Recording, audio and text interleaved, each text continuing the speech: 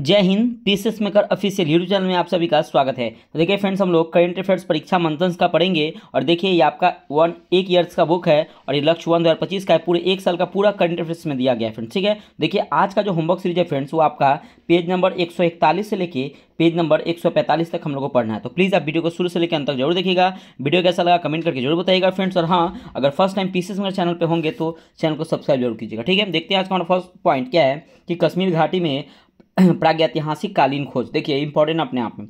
देखिए Florida museum of natural history के नवीनतम शोध के अनुसार अब विलुप्त हो चुके हाथियों के उपभोग के लिए 3 लाख वर्ष पूर्व प्रारंभिक मानव द्वारा पत्थरों के औजार का उपयोग किया गया था। ठीक है, अब देखिए मध्य प्लीस्टोसीन युग के अंत में प्रारंभिक मनुष्य 3 लाख से 4 लाख वर्ष पूर्व अब विलुप्त हो चुके पैलियोलॉक्सोडोन प्रजाति के विशाल हाथियों के उपभोग करने के लिए पत्थर के औजार का उपयोग किया।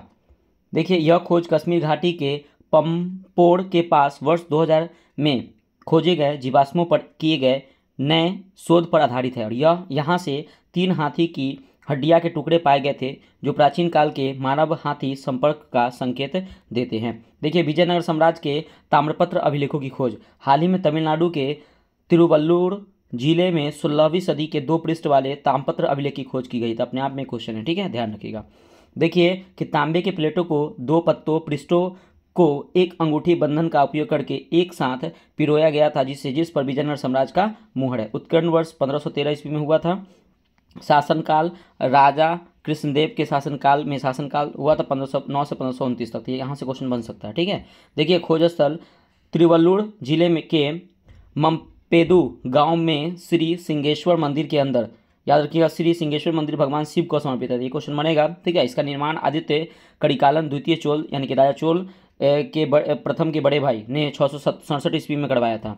देखिए ब्राह्मी शिलालेख की खोज। हाल ही में आंध्र प्रदेश के पालनाडु जिले के अमरावती मंडल के धरीनीकोटा गांव में एक ब्राह्मी शिलालेख मिला है और देखिए यह शिलालेख यह स्मारक स्तंभ पर उत्कीर्ण है। इसमें 2 लड़कियों को एक परिचारिका के साथ दर्शाया गया है। यह शिलालेख प्राकृतिक भाषा और 2वीं शताब्दी ईसा पूर्व की ब्राह्मी लिपि का उत्कीर्ण है। ठीक है, अब देखिए उल्लेखनीय है कि ब्राह्मी लिपि सिंधु लिपि के बाद भारत में विकसित सबसे प्रारंभिक लेखन प्रणाली है। पहली बार जेम्स प्रिंसेप ने वर्ष 1837 ईस्वी में लिपि को पढ़ा। तो क्वेश्चन आएगा यहाँ से बनेगा कि सबसे पहले जो अशोक के शिलालेख है वो सबसे पहले पहली बार जेम्स प्रिंसेप ने 1837 को पढ़े थे, ब्राह्मी लिपि में लिखा गया था। ठीक है, अब देखिए अगर हम बात करते हैं क्या कि कलेश्वर मंदिर शिलालेख। हाल ही में प्राचीन कलेश्वर मंदिर के जीर्णोद्धार के दौरान 13वीं शताब्दी का एक शिलालेख खोजा गया है और यह शिलालेख कर्नाटक के दावणगेरे जिले के हरियर तालुका के एलिहोले गांव में पाया गया। यह इस क्षेत्र के इतिहास के बारे में महत्वपूर्ण जानकारी प्रदान करता है। इस शिलालेख का निर्माण 1283 ईस्वी में किया गया था और यह चारकोल पत्थर से बना है। इसकी लंबाई 4 फीट है और चौड़ाई 2.5 फीट है। देखिए प्रतात्विक स्थल राखी घटी। देखिए एनसीईआरटी के ने इतिहास की स्कूली पाठ्य पुस्तकों में राखी घटी के पुरातात्विक स्थल से प्राप्त नए अवशेषों की जानकारी को शामिल किया गया है। ठीक है, अब राखी घटी एक हड़प्पा कालीन पुरातात्विक स्थल है। यह हरियाणा के हिसार जिले में घग्गर हकरा नदी के मैदान में स्थित है। यहाँ से क्वेश्चन बनेंगे ये राखी घटी कहाँ पे है, तो याद रखिएगा ये हरियाणा के हिसार जिले में है और यह घग्गर हकरा नदी के मैदान पर स्थित है। राखी घटी भारतीय उपमहाद्वीप की सबसे बड़ा हड़प्पा स्थल है। क्वेश्चन यहाँ से बनेंगे कि भारतीय उपमहाद्वीप का सबसे बड़ा स्थल कौन है, तो राखी घटी है। देखिएगा कि बेट्टछुतु लिपि शिलालेख जुलाई 2024 में पुरातात्विक के तमिलनाडु के तिरुपुर जिले में 100 साल पुराने थिलिकेश्वर मंदिर में एक बेट्टछुतु और 8 तमिल शिलालेखों की खोज की गई है। इसे बेट्टिलुटु के नाम से भी जाना जाता है। यह दक्षिण भारत, तमिलनाडु, केरल और श्रीलंका की एक शब्दांशीय वर्णमाला थी जिसका प्रयोग तमिल और मलयालम भाषाओं को लिखने के लिए किया जाता था। ऐसा माना जाता है कि बेट्टिलुटु नाम का अर्थ गोलाकार लिपि, उत्तरी लिपि या छेनीदार लिपि। इसका विकास संभवतः तमिल ब्राह्मी लिपि में से हुआ है। देखिए 9 साल पुराने चालुक्य शिलालेख की खोज। हाल ही में कल्याणी के चालुक्य राजवंश का एक 900 साल पुराना कन्नड़ शिलालेख तेलंगाना के महबूब नगर जिले के गंगपुरा में खोजा गया है। इस शिलालेख को 8 जून 1134 को कल्याण चालुक्य सम्राट भोलोकमला सोमेश्वर तृतीय के पुत्र तैलक तृतीय के सीमा शुल्क उत्तराधिकारी जारी किया गया था। अब देखिए इसमें भगवान सोमनाथ के एक दीपक और धूप के लिए टोल टैक्स की छूट दर्ज की गई है। गुजरात के कच्छ में 5200 साल पुरानी हड़प्पा बस्ती की खोज हुई है। देखिए, हाल ही में केरल विश्वविद्यालय के शोधकर्ताओं ने गुजरात के कच्छ में 5200 साल पुरानी हड़प्पा कालीन बस्ती की खोज की गई है। यह खोज गुजरात के एक प्रारंभिक हड़प्पा कालीन कब्रिस्तान जूना खटिया की खोज के दौरान की गई थी। इस खोज में टेराकोटा मिट्टी के बर्तन मिले हैं, ठीक है, और इस खोज में गोलाकार संरचना के अवशेष और विभिन्न आकार की अन्य आयताकार संरचनाओं के अवशेष मिले हैं, और यह अवशेष स्थानीय रूप से उपलब्ध बलुआ पत्थर और शैलों से बने हैं, ठीक है। यह अवशेष प्रारंभिक हड़प्पा काल के 3200 ईसा पूर्व से लेकर उत्तर हड़प्पा काल 1700 ईसा पूर्व तक के यह स्थल पद्दा बेट की पहाड़ की चोटी पर स्थित है, ठीक है। यहाँ से क्वेश्चन बनेंगे किस पहाड़ की चोटी पे है, तो पद्दा बेट की पहाड़ की चोटी पर स्थित है, ठीक है। मुदी माणिक्यम गांव में मिले चालुक्यकालीन मंदिर एवं शिलालेख। देखिए, हाल ही में मुदी माणिक्यम गांव में एक 1300 से 1500 वर्ष पुराने 2 बादामी चालुक्य मंदिर और 1200 साल पुराने लेवल शिलालेख खोजे गए हैं। देखिए, मुदी माणिक्यम गांव तेलंगाना के नलगोंडा जिले में कृष्ण नदी के किनारे स्थित है।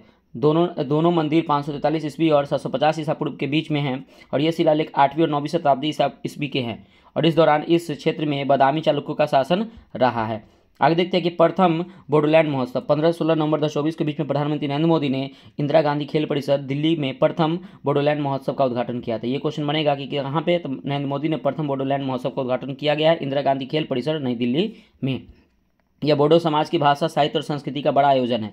इसका उद्देश्य न केवल बोडोलैंड में बल्कि असम, पश्चिम बंगाल, नेपाल और पूर्वोत्तर के अन्य अंतर्राष्ट्रीय सीमावर्ती क्षेत्रों में रहने वाले स्थानीय बोडो लोगों को एकीकृत करना है। इस महोत्सव का विषय समृद्ध भारत के लिए शांति और सद्भावना है। देखिए, मेरा होउ चोंगबा उत्सव, मणिपुर में मेरा होउ चोंगबा उत्सव मनाया गया। ये अच्छा क्वेश्चन, एक क्वेश्चन बनेंगे, ठीक है, ठीक है। यह एक वार्षिक उत्सव है। यह पहाड़ियों और घाटियों में रहने वाले स्वदेशी समुदाय के बीच में सौहार्दपूर्ण बंधन को मजबूत करने के लिए मनाया जाता है।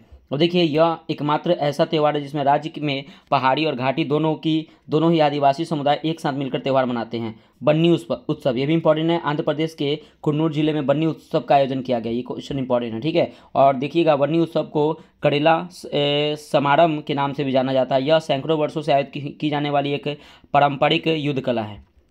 यह उत्सव भगवान शिव द्वारा मणि एवं मल्लासुर नामक राक्षसों पर विजय प्राप्त करने के उपलक्ष्य में मनाया जाता है। देखिए, नदी उत्सव 2024 की बात करते हैं तो देखिए 19 से 21 सितंबर 2024 में के बीच में इंदिरा गांधी राष्ट्रीय कला केंद्र नई दिल्ली में नदी उत्सव 2024 का आयोजन किया गया था। कहाँ पे, तो इंदिरा गांधी राष्ट्रीय कला केंद्र नई दिल्ली में किया गया नदी उत्सव का आयोजन, ठीक है। और इसकी थीम है कि reverse making of a life line, ठीक है। यह नदी उत्सव 5वां संस्करण है जिसका उद्देश्य भारत की नदियों के महत्व को जश्न मनाना है। नदी उत्सव की शुरुआत 2018 में होती है। ये क्वेश्चन इंपॉर्टेंट है, ठीक है। भारतीय कला महोत्सव, देखिए 29 सितंबर 2024 से 6 अक्टूबर 2024 के बीच में भारतीय कला महोत्सव के पहले संस्करण का आयोजन तेलंगाना के सिकंदराबाद में स्थित राष्ट्रपति निलयम ने किया गया, ठीक है। और इसका आयोजन राष्ट्रपति निलयम द्वारा उत्तर पूर्वी विकास मंत्रालय और संस्कृति मंत्रालय के सहयोग से किया गया है, जिसमें पूर्वोत्तर राज्यों की समृद्धि और वैविध्यपूर्ण सांस्कृतिक विरासत प्रदर्शित की गई है। इसमें लोग अरुणाचल प्रदेश, असम, मणिपुर, मेघालय, मिजोरम, नागालैंड, सिक्किम और त्रिपुरा जैसे पूर्वोत्तर राज्यों की कला, संस्कृति, शिल्प और पाक कला की विविधता से परिचित होंगे। राष्ट्रपति निलयम भारत के 3 राष्ट्रपति निवासों में से एक है। एक दिल्ली और दूसरा शिमला और दक्षिण भारत में एकमात्र है। अंतर्राष्ट्रीय सौर महोत्सव, देखिए 5 से 6 सितंबर 2024 को नई दिल्ली में पहले अंतर्राष्ट्रीय सौर महोत्सव का आयोजन किया गया। इंपॉर्टेंट क्वेश्चन है, ठीक है। अंतर्राष्ट्रीय सौर महोत्सव का उद्देश्य अंतर्राष्ट्रीय सौर गठबंधन के देशों में समुदाय पर सौर ऊर्जा के परिवर्तनकारी प्रभाव को जश्न मनाना। यह पूरी दुनिया को सौर को प्रभाव का जश्न मनाने के लिए एक साथ लाता है। अंतर्राष्ट्रीय सौर संगठन की स्थापना 2015 में किया गया था। इंपॉर्टेंट है, ठीक है। जलवायु परिवर्तन संयुक्त राष्ट्र फ्रेमवर्क कन्वेंशन के 21वें सम्मेलन के दौरान इसका मुख्यालय कहाँ है, तो गुरुग्राम हरियाणा में है, ठीक है। ये भी इंपॉर्टेंट है, इसका मुख्यालय पूछेगा इंटरनेशनल सोलर अलायंस का। देखिए, शक्ति महोत्सव की बात करते हैं तो सुनिएगा, 9 से 17 अप्रैल 2024 के बीच में संगीत नाटक अकादमी ने देश के 7 विभिन्न शक्तिपीठों में शक्ति संगीत और नृत्य के एक उत्सव महोत्सव का आयोजन किया गया। इसमें गुवाहाटी के कामाख्या मंदिर, असम में, क्वेश्चन आएगा कि कामाख्या मंदिर कहाँ है, तो असम में गुवाहाटी में। कोल्हापुर के महालक्ष्मी मंदिर कहाँ है, महाराष्ट्र में। कांगड़ा के ज्वालामुखी मंदिर कहाँ है, आपके हिमाचल प्रदेश में। उदयपुर के त्रिपुर सुंदरी मंदिर कहाँ, त्रिपुरा में है। और उसका है क्या कि बनासकांठा के अंबाजी मंदिर गुजरात में है। देवघर के जय दुर्गा शक्तिपीठ झारखंड में है। और उज्जैन के शक्तिपीठ माँ हरसिद्धि मंदिर कहाँ है, तो मध्य प्रदेश में स्थित है, ठीक है। अब देखिए, अगर हम बात करते हैं क्या विदित हो तो इस उत्सव का समापन उज्जैन के शक्तिपीठ माँ हरसिद्धि मंदिर मध्य प्रदेश से 17 अप्रैल 2024 में किया गया है। अब देखिए, गोडसम कोड़ा महोत्सव भारत भूटान मित्रता का प्रतीक है। देखिए 7 मार्च से 10 मार्च 2024 के बीच में अरुणाचल प्रदेश में भारत और भूटान की अस्थायी दोस्ती के प्रतीक और पूर्वोत्तर भारत की सांस्कृतिक समृद्धि को प्रदर्शित करने के लिए गोडसम कोड़ो महोत्सव का आयोजन किया था। किसके मतलब ये आयोजन किस देशों के बीच में? भारत और भूटान के बीच में। कहाँ पर? अरुणाचल प्रदेश में किया जाता है। ठीक है, अरुणाचल प्रदेश में इसका आयोजन किया जाता है। अगला क्वेश्चन है आपका, नेक्स्ट पॉइंट आपका देखिएगा कि इस महोत्सव को अरुणाचल प्रदेश के तवांग जिले के जेमीथांग में आयोजित किया गया है। देखिएगा गोडसम कोड़ा महोत्सव प्रतिवर्ष चंद्र कैलेंडर के पहले महीने के आखिरी दिन मनाया जाता है। आगे कि इसका आयोजन देखिएगा कि इसका आयोजन जेमीथांग के स्थानीय समुदाय द्वारा नागरिक अधिकारियों और भारतीय सेना के सहयोग में किया गया था। यह त्यौहार भारत और भूटान के बीच में दोस्ती का प्रतीक है। अब देखिए फ्रेंड्स, यहाँ पे लिखा हुआ है वर्ष 2024 में जीआई टैग प्राप्त उत्पादन। देखिए गुजराती हैंडीक्राफ्ट घड़चोला को मिला जीआई टैग। ठीक है, अब देखिएगा इसके बारे में पढ़ते हैं हम लोग कि हाल ही में गुजरात के सांस्कृतिक हस्तशिल्प विरासत घड़चोला को जीआई टैग प्रदान किया गया। विदित है कि हैंडीक्राफ्ट सेक्टर में गुजरात को मिलने वाला यह 23वां जीआई टैग है। ठीक है, देखिए घड़चोला के बारे में, तो घड़चोला का मतलब होता है कि घर पर पहना जाने वाला कपड़ा। ठीक है, यहाँ पर असल में दुल्हन का नया घर माना जाता है। अचोला वह कपड़ा जिसे पहनकर उस घर में प्रवेश करती है। देखिए घड़चोला साड़ी गुजराती शादियों की बहुत खास हिस्सा यह कॉटन का सिल्क का बनाया जाता है। इस पर जड़ी का काम किया जाता है और मोर, कमल और फूल पत्तियों की आकृति बनाई जाती है। घड़चोला बनाने की शुरुआत गुजरात के खंभात जिले से हुई थी और इसी साड़ी की पहचान इसके ग्रिड पैटर्न से की जाती है। यह साड़ियाँ पारंपरिक रूप से हिंदू और जैन समुदाय के विवाह जैसे शुभ अवसरों में पहनी जाती है।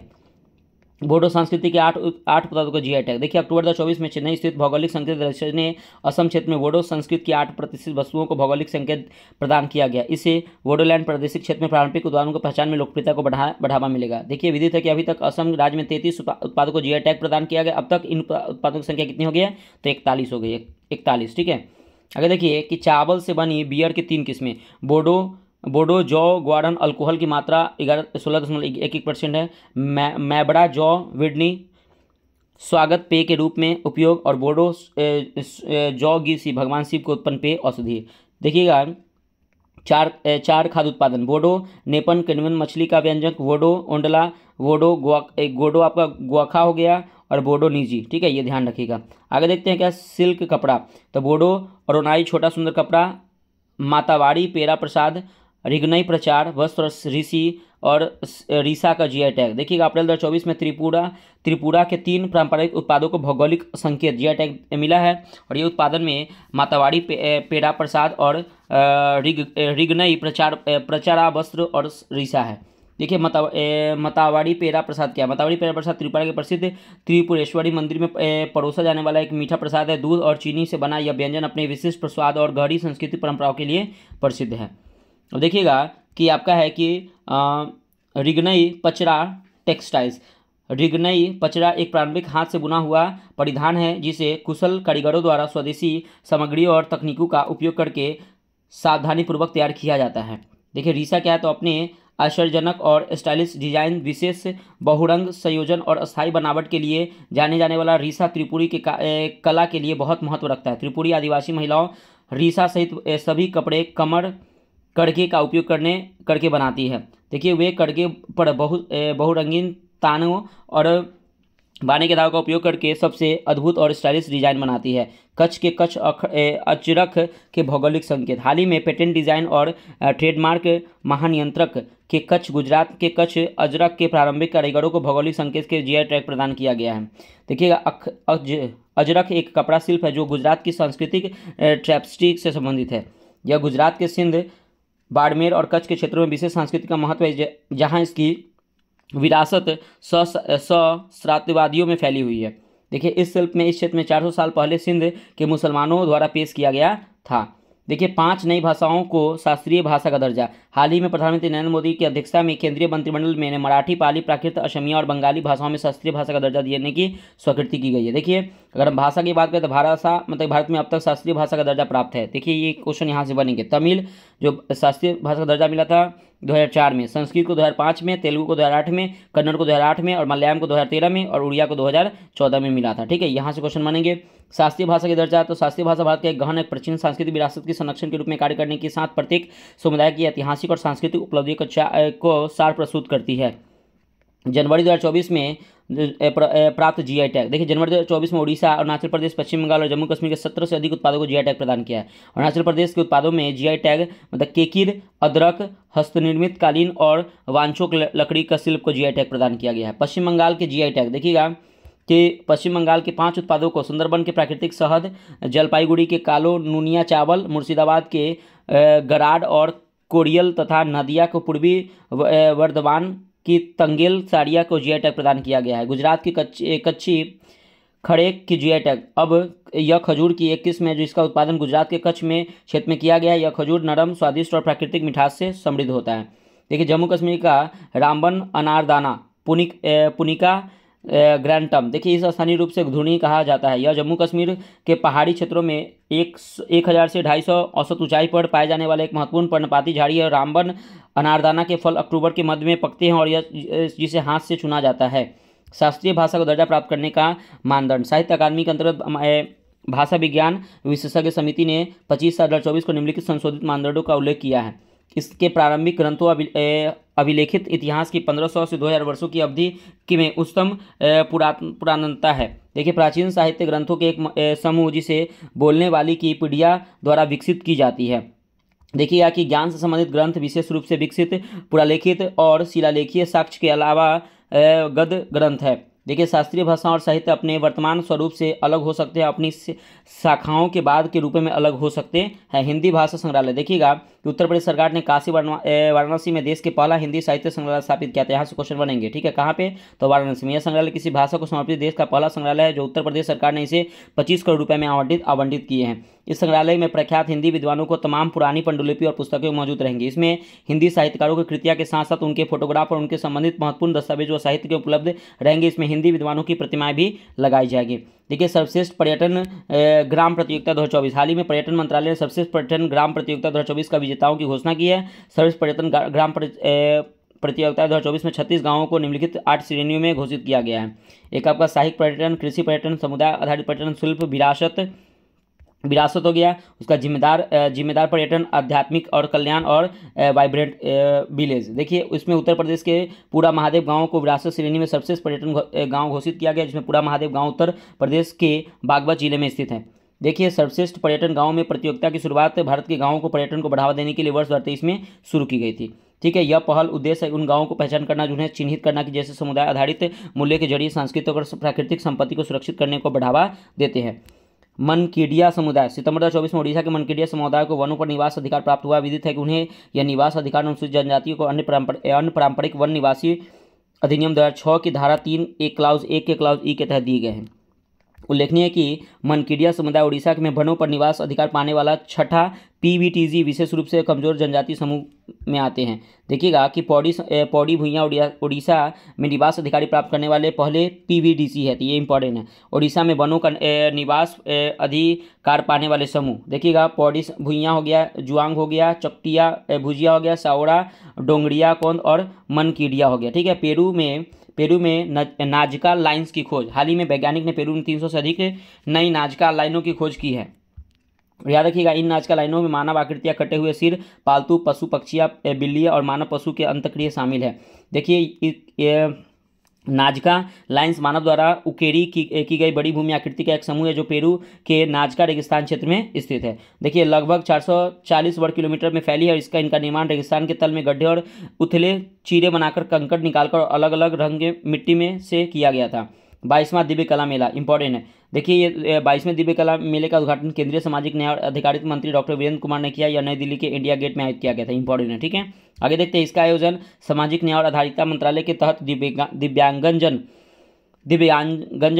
सशक्तिकरण विभाग द्वारा राष्ट्रीय दिव्यांगजन वित्त और विकास निगम के माध्यम से किया गया है। इस मेले में देश भर के दिव्यांग उद्यमिता, कारीगर उत्पादों जैसे शिल्प कौशल का प्रदर्शन किया गया है। इस मेले में करीब 20 राज्यों में केंद्रशासित प्रदेशों के लगभग 100 दिव्यांग कारीगर, कलाकार और उद्यमी अपने उत्पादों और कौशल को प्रदर्शन करेंगे। इस 21वां दिव्य कला मेला देखिएगा 2024 में मध्य प्रदेश के जबलपुर में 21वें दिव्य मेले का आयोजन किया गया। इंपॉर्टेंट है, यहाँ से क्वेश्चन बनेंगे। मध्य प्रदेश में किया गया। इसका उद्घाटन केंद्रीय सामाजिक न्याय और अधिकारिता मंत्री वीरेंद्र कुमार सिंह ने किया था। और ध्यान सुनिएगा कि इसमें देश भर में प्रतिभावान दिव्यांग कलाकारों ने अपनी प्रस्तुति की और इसका आयोजन सामाजिक न्याय और अधिकारिता मंत्रालय के तहत दिव्यांगजन सशक्तिकरण विभाग द्वारा राष्ट्रीय दिव्यांगजन वित्त और विकास के निगम के माध्यम से किया गया है। तो देखिए फ्रेंड्स, यहाँ पे पेज नंबर आपका 145 कंप्लीट होता है। तो प्लीज़ आप वीडियो कैसा लगा कमेंट करके बताइएगा। देखिए फ्रेंड्स, वहाँ पे जो इंपॉर्टेंट पॉइंट है ना, वहाँ पे मैं आपको बता देता हूँ। मैं सभी पॉइंट को पढ़ रहा हूँ, लेकिन जो इंपॉर्टेंट पॉइंट है यहाँ से क्वेश्चन बनेंगे। तो देखिएगा आप कल आपके एग्जाम में जो होमवर्क सीरीज जो आएगा डे आपका 28, उसमें देखिएगा यहाँ से क्वेश्चन देखने को बहुत सारे मिलेंगे। ठीक है फ्रेंड, तो प्लीज़ पीसीएस मेरे चैनल से जुड़ जाइए। डेली ऐसी वीडियो पाने के लिए आपको मॉर्निंग में सुबह 7 बजे वीडियो प्रोवाइड करता है। प्लीज़ पीसीएस मेरे चैनल से जुड़ जाइए। ठीक है फ्रेंड, तो मिलते हैं नेक्स्ट वीडियो में। बाय बाय, जय हिंद दोस्तों।